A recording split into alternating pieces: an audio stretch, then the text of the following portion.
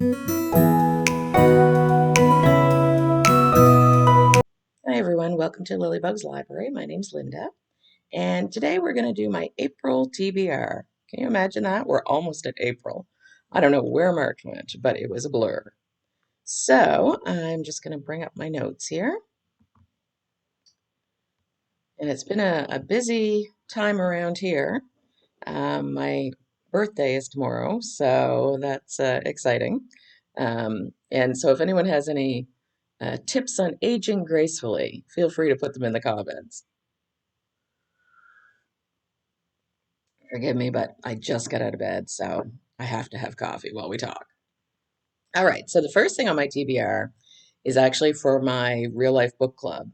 And this one is called Happiness Falls. And so it sounds interesting. I'm hoping it's good. It says, "We didn't call the police right away. Those are, hello, Dudley. My goodness. Those are the first words of this extraordinary novel about a biracial Korean American family in Virginia whose lives are upended when their beloved father and husband goes missing.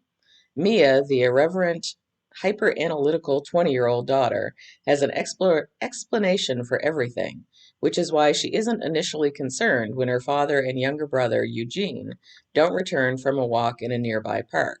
They must have lost their phone or stopped for an errand somewhere.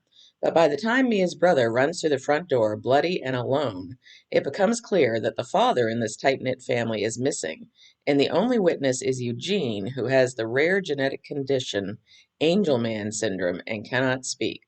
And then it goes on from there. So that sounds really interesting.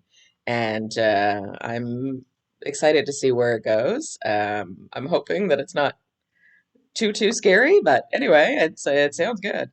So the next one was called A Place in Her Heart, and it's a Harlequin. Um, I don't know what kind, and it's the picture I've got in front of me is far too little for me to see. So, but it does say Boston bakery owner and women's shelter volunteer Katie McShay has traveled far to overcome her traumatic past, but apparently not far enough because Callum Walsh suddenly re enters her life. The handsome Navy SEAL doesn't have a clue how she felt about him in high school or what happened after he shipped out. 5 years ago, Cal thought he was doing the right thing. Now, Katie, along with her mouth-watering miniature cupcakes, are awakening feelings too irresistible to ignore. All Cal wants to do is cherish and protect her, or more coffee needed, or will his guilt and Katie's reluctance to trust keep their chance reunion from becoming a mission possible? So that one sounds cute. And the next one we talked about not long ago because it was one of my new releases for April. And it caught my attention enough that I'm going to read it for, well, once it comes out in April. It doesn't come out until the 15th. But it was called Shots and Saves. And I'll just read a little bit to kind of refresh your memory if you forgot what it was. So it says, I'm standing in a Minneapolis hallway at midnight, soaking wet, down $1,800, and the apartment I rented doesn't exist. The man who answers, 4B, is shirtless, half asleep, and way too tall to be looking at me with as much patience for someone who just pounded on his door. Easton McKenzie is a professional hockey goalie. He gives me his couch for the night without hesitating. One night becomes a week becomes stay until you find a place. He makes me coffee every morning, oat milk, 3 sugars on the counter before I'm awake, and never once asks how I take it. He just knows. And then it goes on from there. So I think that one's really going to be sweet. So the next one is another Harlequin. I think this one, yes, this one's a Harlequin suspense. And I blame the bookish knitter for, actually she's not called that now, the um, category romance channel.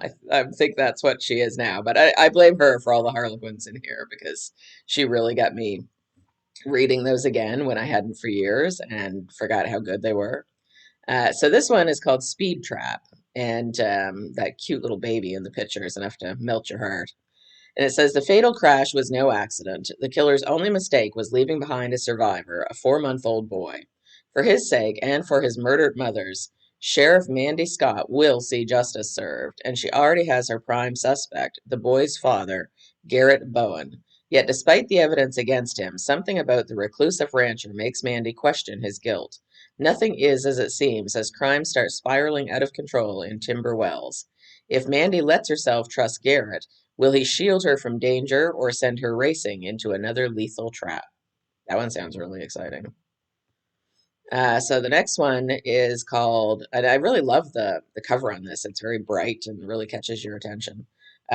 This one, yeah, this one must have been another one from that list because it says it comes out April 21st. So hopefully I have time to read them when they actually come out. This one says she can't cook, he won't leave, and the hottest thing coming out of the kitchen might just be their chemistry. When Cora Lockwood's boyfriend betrays her for stealing her idea and tanking her career, her perfect life collapses, leaving her with a battered reputation and a one-way ticket home. Returning to Sunrise, North Carolina, Cora plans to sell her grandmother's cafe and move on, but the salty spoon isn't empty. It's been taken over by Jack Harlow, the stubborn chef who staked his future on bringing her family's recipes back to life. With a developer circling and long hidden secrets bubbling up, they've got 30 days to fight over the cafe's fate. Sell it or save it, and neither plans to back down. So that sounds really good too. There's always a nasty developer in there, right? Like they've become the evil villain that has the long mustache and they twist it and like there's always a nasty developer. So the next one is a bit of an odd pick for me, I guess. But once upon a time, I read the first in a series. I don't remember what the series was called, but I think it was called the Callaghan Brothers or something. And the first one was good. Um, I think there was some spice in it. I don't know how much. I don't remember. But there's a lot of them because there's a lot of brothers. But there's also the father. And so I skipped ahead and just decided I'd check out the one about the father. So this one's called Forever Mine. And it says all his life, Jack Callaghan has been a fighter and a survivor for his country as a Navy SEAL in Vietnam, for his family as the proud son of immigrants, fierce friend, beloved husband, and father of 7 strapping sons, for his life, in war, in covert ops, and now unexpectedly stricken by a shadow that's loomed over the Callaghan men for generations. Jack's most recent brush with death brings back a lifetime of memories in vivid, realistic detail, the best times of his life as well as the worst. Through it all, he's always fought the good fight because he's always had people depending on him.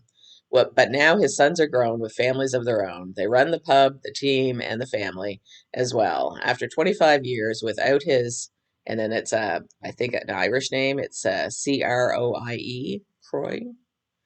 He's tired. He's tired of fighting, tired of existing without her, especially when he is so close to seeing his Kathleen again. And then it ends with "I'll love you forever, Mo Croy beloved." So I have a feeling that's going to be really sad, but we'll see. It's I'm here for it. We'll see. I mean, even sad novels sometimes serve a purpose.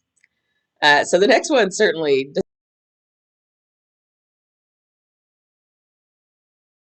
not look sad. At least with the cover, it looks kind of fun and silly.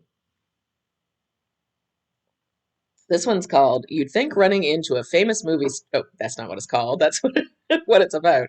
It's called "Looking for a Cowboy."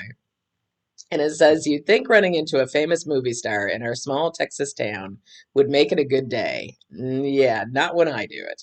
You see, in Matt's case, I didn't just run into him, I knocked him to the ground and fell on top of him and smashed his lungs. All that before I even recognize him. Yeah, I may do dumb things, but at least I do it in a spectacular way. Just one more reason I'll never find true love." And then it goes on from there. So that one sounds cute. So obviously I'm pretty ambitious for April. So there are a couple more. The next one is Harlequin Love Inspired Suspense one. And I've been reading a lot of those, and I know sometimes it feels like Harlequin can be a little bit formulaic, but I like the formula, so I'll stick with it. So this one is called Copycat Killer. And it says when a double homicide is strikingly familiar to a 20-year-old cold case, Detective Nate Slater is rattled by the parallels. With a child as the only witness, he and his canine partner must protect little Lucy and her aunt, Willow Emery. Nate's rough past means he always keeps an emotional distance, but in this case, Getting closer is the only way they'll all survive. And the next one, I'm gonna try it.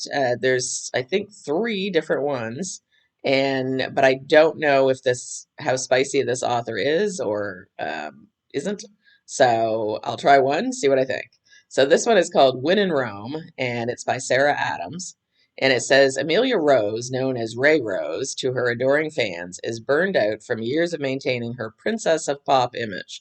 Inspired by her favorite Audrey Hepburn film, Roman Holiday, she drives off in the middle of the night for a break in Rome, Kentucky, that is. When Noah Walker finds Amelia on his front lawn in her broken down car, he makes it clear he doesn't have the time or the patience for celebrity problems. He's too busy running the pie shop his grandmother left him and reminding his nosy but lovable neighbors to mind their own damn business. Oh my. Despite his better judgment, he lets her stay in his guest room, but only until her car is fixed. Then she's on her own. That's what they all say. Then Noah starts to see a different side of Ray Rose. She's Amelia, kind-hearted and goofy, yet lonely from years in the public eye. He can't help but get close to her. Soon she'll have to return to her glamorous life on tour. But until then, Noah will show Amelia all the charming small-town experiences she's been missing, and she'll help him open his heart to more. Amelia can't resist falling for the cozy town and her grumpy tour guide. Okay, so that one sounds good. And then the last one on the list is actually called Last on the List. And I actually didn't do that on purpose, so that's kind of funny. So this one says CEO millionaire Max Fletcher is a single dad in desperate need of a nanny. Cozy Barlow is in the middle of her self-appointed gap year and doing everything she can to detach from her past. But when her sister begs her to interview for the nanny position of a high maintenance client, she doesn't have a good enough reason to say no. And when Max locks eyes on the 20 something in a tie dye sweatshirt who pitches the idea of daydreaming all summer, he prepares to give this bad nanny the boot. One problem, Max's little girl thinks this plus-sized in body and spirit nanny might be her new bestie, so she hires her on the spot. Now Max is stuck with this bizarre woman who hates everything he represents. Corporate greed, money, status, power. But one stormy night, when the power goes out, he discovers Cozy doesn't hate him. In fact, he's the leading role in her fantasies. Oh my. So we'll see how those go. A lot of good ones to pick from. I'm not sure where I'm going to start with it all, but I'm excited to get started. So I think some of those will be really good. So that's what's happening for April. I really am. It's shadow today. I should have picked a different spot. I think I've got light coming through the window, but it's not really hitting well. And I have no idea how good the sound is on this new mic. So I'm hoping when I play this back that the sound is okay. And maybe it's not picking up anything. I don't know. We'll see how it goes. So today is shopping day and time with friends. So we're going to have a lovely day. Wonderful husband is taking me to the mall. He's told me what he's getting me for my birthday, but I'm going to pick it out. So I have always wanted. I call them family rings. They may be called something else, but basically it's a ring with a stone for my birthday and then stones for my children and grandchildren. And so anyway, I'm excited to go and see what they have and to pick one out. Um, and then this evening we have dinner out with friends, so that's exciting too. So yeah, I think it'll be a really nice day. Still fighting plantar fasciitis, so that is not fun. So I've got this lovely pink tape. I'm going to tape up my foot, and hopefully that'll make it a little easier to go around the mall. So that is what's going on here, and I hope you guys have a lovely weekend too, and find something fun to do.